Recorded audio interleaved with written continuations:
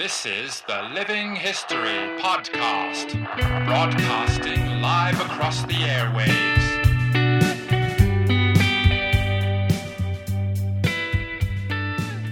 Hello everyone, welcome to Living History, and my guest this week is Dr Aaron Pegram, Senior Historian at the Australian War Memorial in Canberra, and Aaron's got a new book out all about, it's called Surviving the Great War, and it's a fascinating topic. It's about prisoners of war, but not in the context we would normally think of them relating to the Second World War. This is prisoners from the First World War, Australian prisoners captured during the First World War. Fascinating topic. I've been looking forward to talking to him about it. Aaron, thanks for coming on the show. Matt, thank you very much for coming down to Canberra and for having a chat about what I think is a very fun and exciting subject. Well, it's been a bit of your life work up to this point, hasn't it, mate? Because you did a PhD on it, and you and I have often discussed this as just, over a beer, that it's just such a fascinating topic that not a lot of work has been done on. Tell us about the book and how it came to be written. It certainly has been a lifelong project. Well, a significant chunk of my life. I was talking with one of my supervisors, Bill Gamage, just yesterday, and we sort of came to the idea it was 13 years between pasta and plate for the book to come into fruition. So yeah, I'm really glad that it's done. Hasn't been a subject that has received a lot of historical attention for a whole host of different reasons, but hopefully we fill that niche and tells a ripping yarn at the same time. People don't think about Australian prisoners during the First World War. The First World War we think of in terms of Gallipoli and then fighting on the Western Front, maybe a bit of light horse action in Palestine, but it's a very compelling story. There were many hundreds of Australians captured during the First World War. It was many thousands, I believe, wasn't it? What was the number of Australians that were actually taken prisoner? There were 4,044 that were captured by both Ottoman forces and on the Western Front by the Germans, 200 by the Ottomans, and the vast majority by the Germans on the Western Front. Those captured by the Ottomans, their story has recently been told in Kate Ariotti's book, Captive Anzacs, also published through Cambridge University Press, looking at their experiences through capture on Gallipoli, in the Dardanelles, in Sinai and Palestine. And for many years, their story, in some respects, has kind of been shrouded in, or sort of shaped in some ways, by 19th century attitudes towards Ottoman Turkey and Muslim people. So there was a racial element there that kind of made captivity under the Ottomans seem a little bit worse than probably what it actually was. The vast majority did return and come home, and those who did die died predominantly from gunshot wounds and from diseases that were sweeping the country. As I said, 3,861 Australians who were captured by Germans on the Western Front. And that's a significant number when we think about that. That's almost 3 battalions of infantry, or almost a brigade. But they actually form a very small percentage of Australian battle casualties that are incurred on the Western Front. I think they represent around 2% of Australian battle casualties. And certainly very few of them actually die in captivity. Of the 60,000 Australians who died during the First World War, 321 die in the hands of the Germans. And I think that's quite interesting. I think that partly reflects why we don't know so much about them, because the odds of surviving the First World War in captivity were actually quite good, which may not have been the case had these men remained fighting on the Western Front. It's extraordinary, isn't it? When you talk about those numbers, we should also remember that a big chunk of those men were captured in a couple of actions. If we look at Bullecourt, First Bullecourt and Fromelles, that would account for possibly 50% of the casualties that were taken over the course of the entire war, because we just lost so many men in these actions where the Australians broke into the German lines but then couldn't hold their gains. And when the Germans came back in, captured them. What was the experience like for these men in captivity? And how, when you speak to people about this, does the experience of the men, the reality of the experience of the men, does it approximate in any way with how people would imagine captivity during the First World War? Yeah, just to start with your final point first. I mean, most people, when they think about prisoners of war, it's like, oh, was it as bad as captivity under the Japanese, or how did they fare compared to Australian prisoners of the Germans and the Italians in the Second World War? Well, what I tried to do with this particular book is actually have a look at the experience in complete isolation away from those other prisoner of war experiences that so heavily dominate the way in which we think about captivity. Because it's really framed by those experiences, isn't it? You say the word POW, you think of people, you think of the Thai-Burma Railway, you think of Stalag, you think of the Great Escape during the Second World War. There were just so many prisoners captured during the Second World War that really frames our entire understanding of this experience. So how does How did you even begin to dismantle that? Well, I was struck by the great volume of work that had been done on the Australian prisoners of the Second World War, and I thought that, I knew some guys had been captured in the first, and I thought, well, what are their experiences? And there wasn't any book out there that could tell me that. But then I had a look at the statistics and sort of looked at, well, if the vast majority of these guys survived and returned home from captivity, then, was captivity all that awful? As you say, we know all about the awful realities of captivity under the Japanese on the Burma Tile Railway, Ambon, perhaps also up into Japan itself. And those experiences were awful for the men who endured it.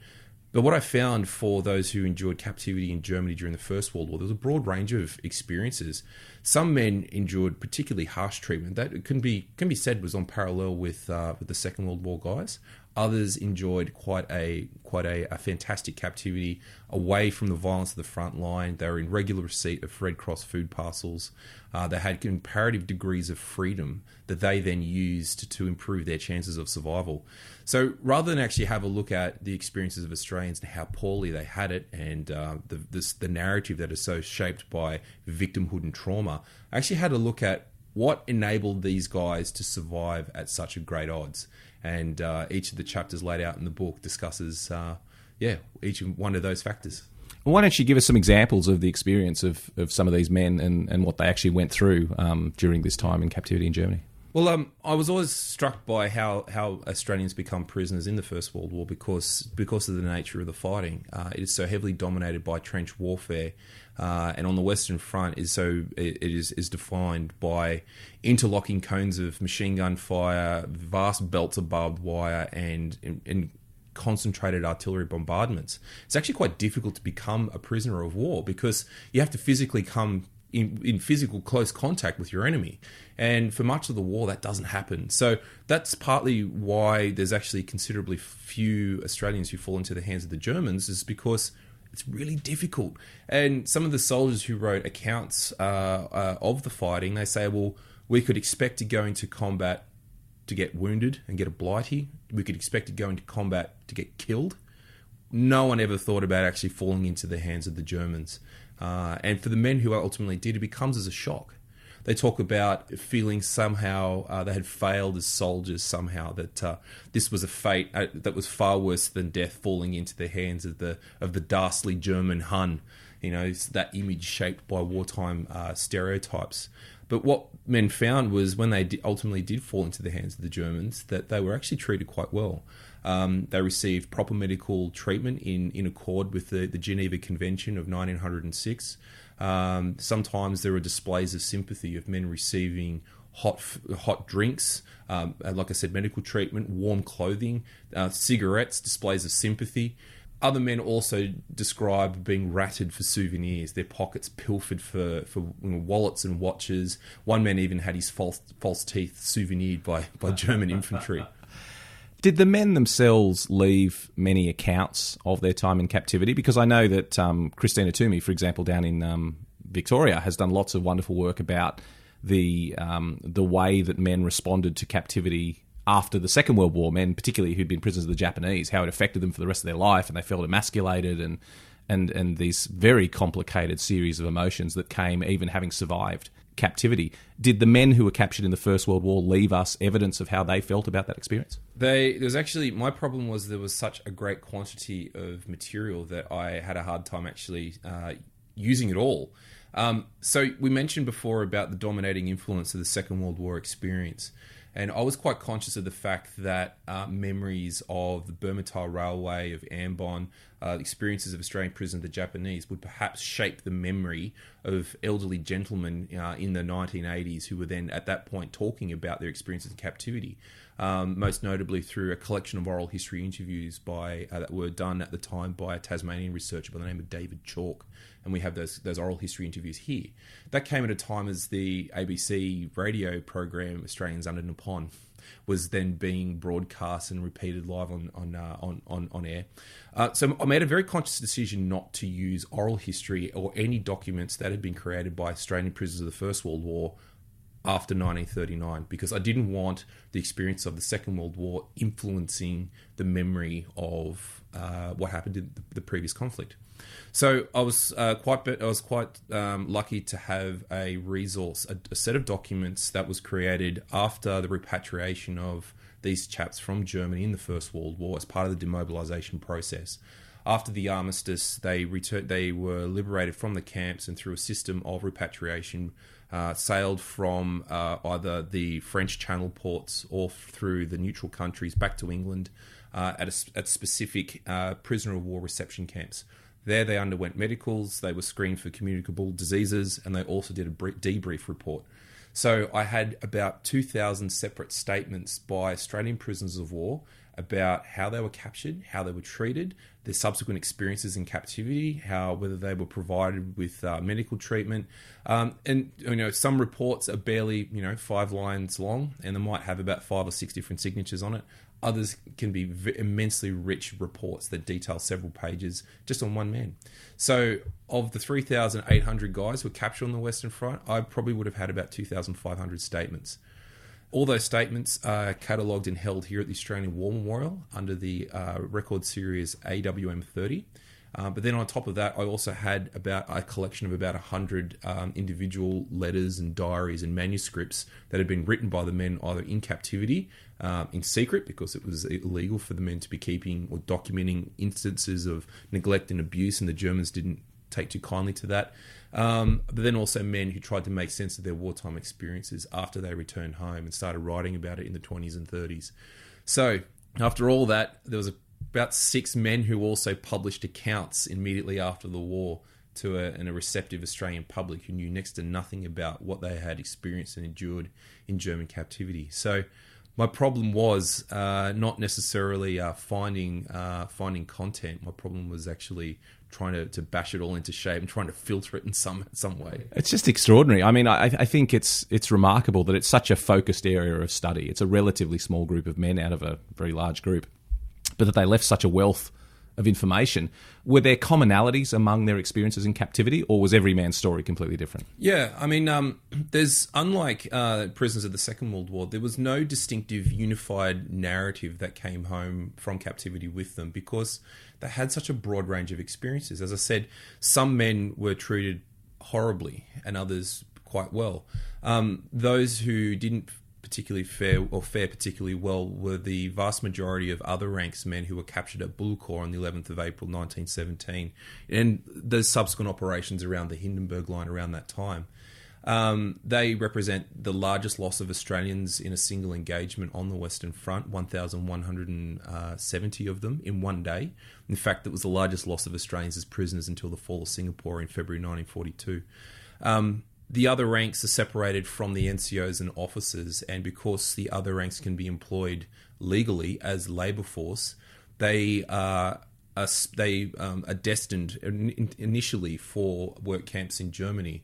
But owing to a dispute over the use and abuse of prisoner labour behind the front lines on the Western Front, this very large and significant group of Australians remained behind German lines, working under the fall of their own artillery fire for up to 6 months. Wow. The official records that we have here at the memorial document the Germans saying all these men have been sent off to Germany. They're at a prison camp at Limburg. And that is a sort of a trigger for the reality of these men actually remaining in France, where they received no Red Cross food parcels. They were deliberately kept close to the forward area where perhaps they would sometimes be subjected to their own shell fire. They're digging machine gun pits, they're clearing out trenches, they're maintaining engineering and ammunition dumps, they're burying German bodies. And because Germany also, during this period of the war, is not doing particularly well economically, food, supply, logistics for even the German soldiers, let alone for the prisoners of war, isn't great. And so the prisoners are kept on a very what they refer to as a starvation diet of black ersatz war bread, a meagre issue of water per day. And after 6 months, these men, as they describe themselves, become walking skeletons. They are susceptible to diseases such as beriberi, which is what we readily associate with the jungles of Southeast Asia in the Second World War prisoner experience. And of course, there's mental stress as well. Guys start cracking up under this. The Germans work these men particularly hard, even when they do succumb to illnesses or to mental breakdowns. They go to a hospital, they recover for a few days, and then they get back into the forward area again. So it's one of those very little known aspects of the Australian wartime experience, because those men, there's about 80 of them who die either through the fall of artillery. There's a nasty incident at a place called Corberham, where a 15-inch British siege gun fires on an engineering dump that's been worked on by the Australians, and there's 7 Australians killed outright and 1 British soldier. The vast majority, though, succumb to disease. And the remainder, they spend the rest of that 6 months behind the lines. They then move off into Germany, where they receive, finally, their Red Cross food parcels, which has just been sitting there accumulating since they've been captured. And of course, they have faced the problem of refeeding syndrome, because men who have not had a decent feed for over 6 months finally get to have this vast quantity of food, and they begin to gorge themselves. So the body turns into a fatal case of shock in sort of ingesting that amount of food. So there's a whole host of problems for that men, and the fact that they represent some of the largest and most significant group of Australians captured on the Western Front is quite unique. But when we think about the total prisoner of war experiences, I mean, as far as how British and Allied prisoners were treated in German hands, their case was unique. These men were used to force change on the British treatment of German prisoners of war. So, and it was ultimately quite successful. In some ways, these men were specifically treated as hostages.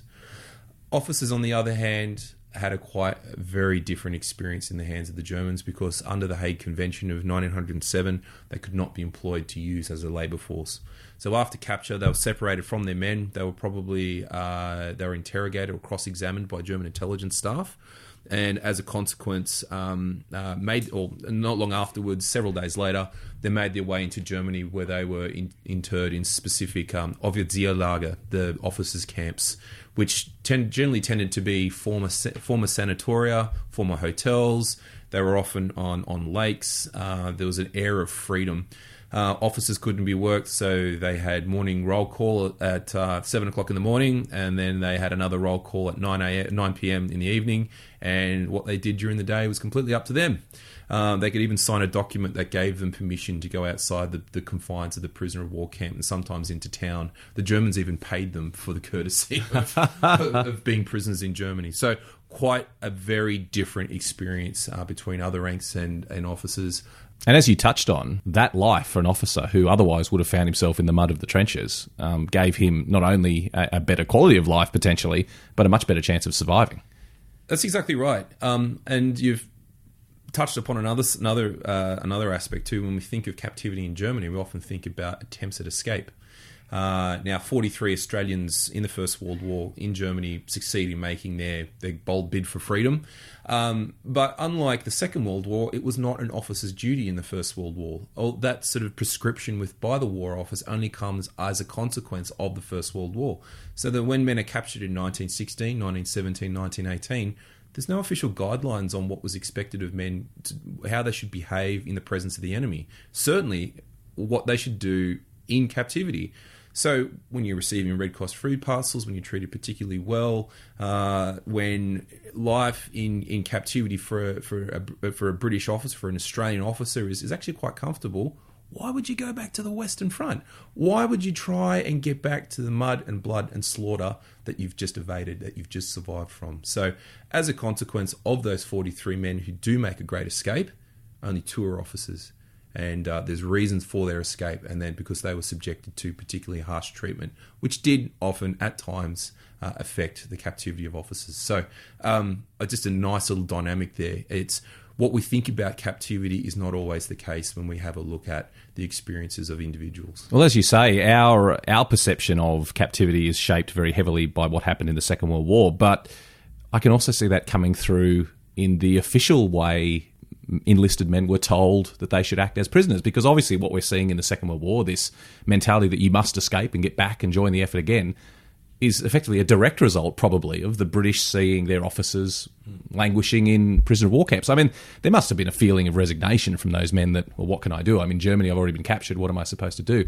But it's fascinating, that link between the First and the Second World War, and how that mentality of the obligation to try and escape and rejoin your unit was probably fostered because of this First World War experience. And I suspect literature plays a role in this, because after the First World War, the most successful and engaging books about life in the German prison camps are by men who make escapes, because men who have been captured and have a really passive wartime experiences in the hands of the enemy suddenly become heroic men, heroic men of action, of daring do, which is a way of transforming or reinterpreting the realities of their confinement. So in the 20s and 30s, there's actually vast numbers of books by British officers, including some Australians, who do manage to escape, or at least attempt to escape. And that then starts the whole escape genre, which is in full swing by the time the Second World War begins. Many listeners may have actually watched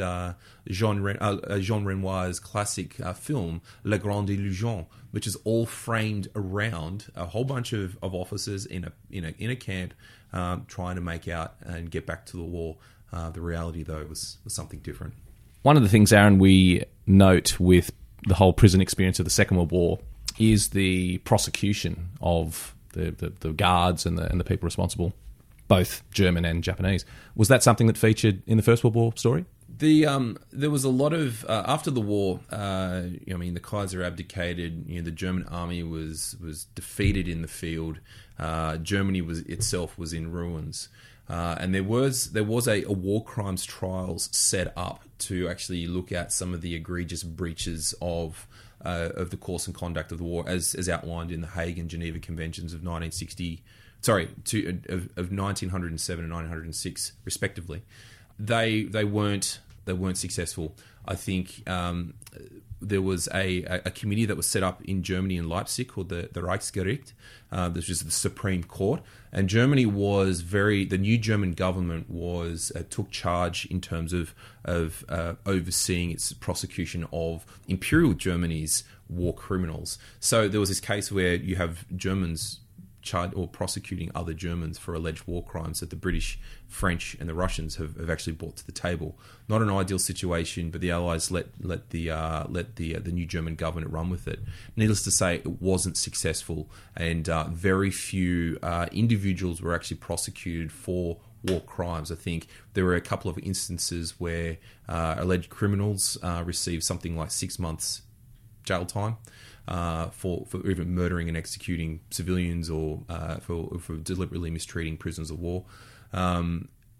So as a consequence of that, we have, by the end of the Second World War, a firm resolve by the Allied nations for the Germans not to prosecute their own war criminals, and so much so that there is a multinational effort that forms part of the Nuremberg war trials. So the Allies actually learn the lessons or the failures of the Leipzig war crimes trials and able to allow them to shape the course and conduct of what comes after the Second World War.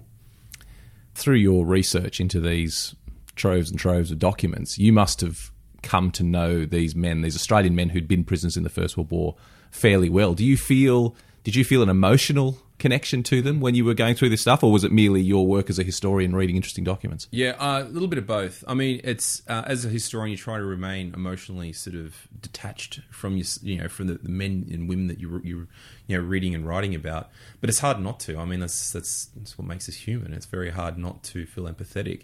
There's a number of individuals who perhaps I got to know, and probably got to know a bit better through being in contact with their sons and daughters, who consequently lent me letters and diaries that we're also being able to use in the book. Captain William Cull of the 22nd Battalion is a favourite of mine. I republished his war memoir several years ago as on both sides of the wire. Cull is a young infantry officer, a young go-getter, loves getting into a fight, particularly with the Germans, and is one of these men who is egregiously wounded in the hip by a German grenade that goes off during a hopeless attack that was put in against a position near Malt Trench at Wallencourt in February 1917. Karl's captured, and for him, his world comes crashing down because he sees himself as having suffered a fate far worse than death, as having fallen into the hands of the Germans. And because he is wounded, he has a particularly hard time in captivity because of the limitations of the German medical system. The Germans don't have the medical resources to properly treat him. And so he lays in agony trying, with these rudimentary and somewhat horrific sort of medical practices to keep his wounds fresh and free from infection. He eventually makes his way back to Germany, and where he has a rather frustrating time in captivity.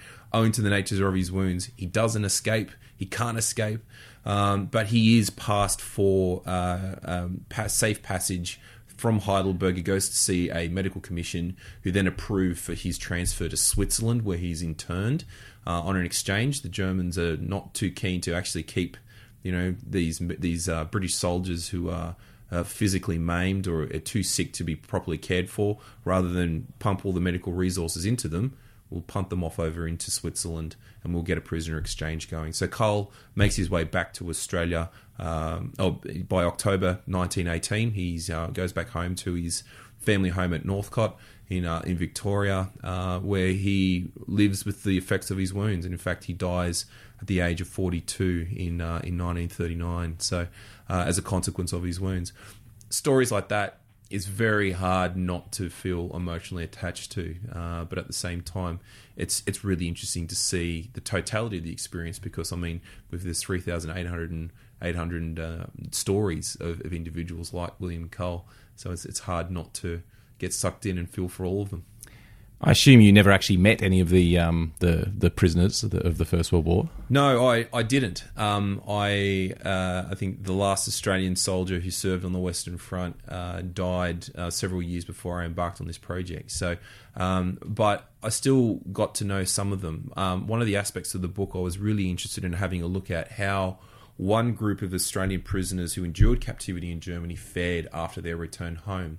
So I did a bit of a study on the men of the 13th Battalion who survived and returned home, and there's 270 of them who come home from the 13th Battalion alone, and they have a rich, broad range of experiences. Australian historians have been really interested in the post-war effects, or how the war affected veterans after they returned home, and there's a vast quantity of stories that remain untold in the files of the Department of Repatriation files held across the country. They generally tend to be tales of woe of men who suffered physically and mentally, financially, and were seeking financial compensation from the state, and that's what those files document. But on the other hand, there are also men who were too proud to receive or to seek financial compensation from the Department of Repatriation, who lived with their physical and mental ailments. There are some men who just simply got on with life. And so what I've attempted to do was try and address some balance in the scholarship by just looking at this one group of men to see how they fared. And one individual who I really got to kind of know through the sources and through his own family was a man by the name of Don Fraser, who in 1990 died as the last surviving member of the 13th Battalion who endured captivity in Germany. Don Fraser returned to his hometown of Burke, New South Wales, where he managed the East Tyrol Hotel. He married a local girl, had 10 kids. He put all his wartime experiences behind him. When he came home, the local newspaper said that he appeared none the worse for wear for having endured captivity in Germany. He took up a soldier settlement block nearby, which didn't turn out that good during the years of the Great Depression. He sold it by the 1930s and ended up buying a property which he created just alongside the Darling River there, called Bimbara Station, which he was ultimately able to expand into 60,000 acres of well-irrigated, fertile grazing country, which put him in immensely good stead for the wool boom of the 1950s. He was able to buy a house in Sydney so his younger kids could have a decent education. He was involved in a whole host of local associations, from the RSILLA, which is the forerunner of the local RSL. He was involved in district and town sort of country wheat management boards, of the local hospital committee, of the Masonic Lodge, a whole heap of different things. He was invested in helping people less fortunate than he and his family. He never let the war define who he was, and he had so much more to celebrate, or so much more that defined him as an individual rather than his horrible experiences as a prisoner of war. So one of his daughters was telling me when one of his last moments was spent reminiscing about his time as a prisoner of war, was working in a potassium salt mine near Saltau. So even though captivity was with him in his final moments, he was not defined by his wartime experiences. His life was all the more richer for everything else that was in it. It's just wonderful stuff, Aaron. I mean, it's why it's such a great achievement, this book. How would you like these men to be remembered? Where do they fit in the whole story of Anzac and this whole ideal we have of the Anzac legend? It's a good question. I guess my answer to that would be that these guys have been forgotten for a long time. Their experiences have been overlooked, and they did endure something unique that didn't fulfill, or didn't sort of fit the usual Anzac archetype of your heroic masculine soldier who fought bravely, in a very successful campaign against the main enemy of the war. These were men who, through fear or through consequence, were forced to surrender to their enemy, and they had a rather ignominious experience of having thrown away their rifles and raising their hands.